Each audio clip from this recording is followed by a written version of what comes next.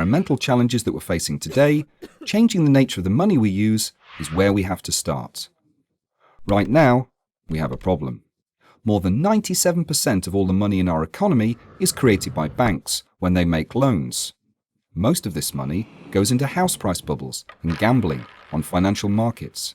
This has led to ever-widening inequality, the highest personal debt in history, and house prices that very few people can afford, before even mentioning the financial crisis. But 3 simple changes to the way that money and banking works could make a huge difference. These 3 changes would give us a more stable economy, with more jobs, less personal and government debt, and a solid footing to begin tackling the environmental crisis. So, what do we need to do? Firstly, we need to take the power to create money away from the banks and return it to a democratic, accountable, and transparent process. History has shown that when banks have the power to create money, they create too much in the good times, causing financial crises, and too little in the bad times, making recession and unemployment even worse.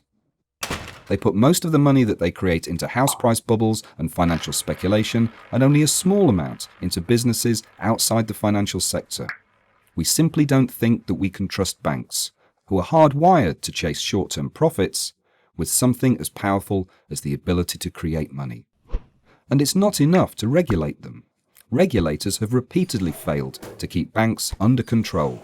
There's no reason why they should get it right this time around.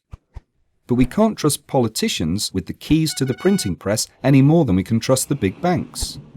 Instead, we need a new committee that decides whether and when to create new money. This committee would need to be accountable to Parliament and sheltered from vested interests.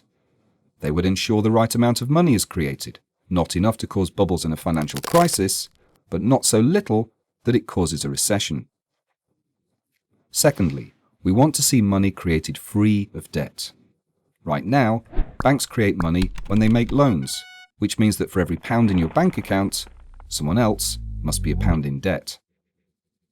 It means that almost all the money in the economy is effectively on loan from the banks, and we have to pay interest on nearly every pound that exists. If we try to pay down our debts, money disappears from the economy, making it harder for others to repay.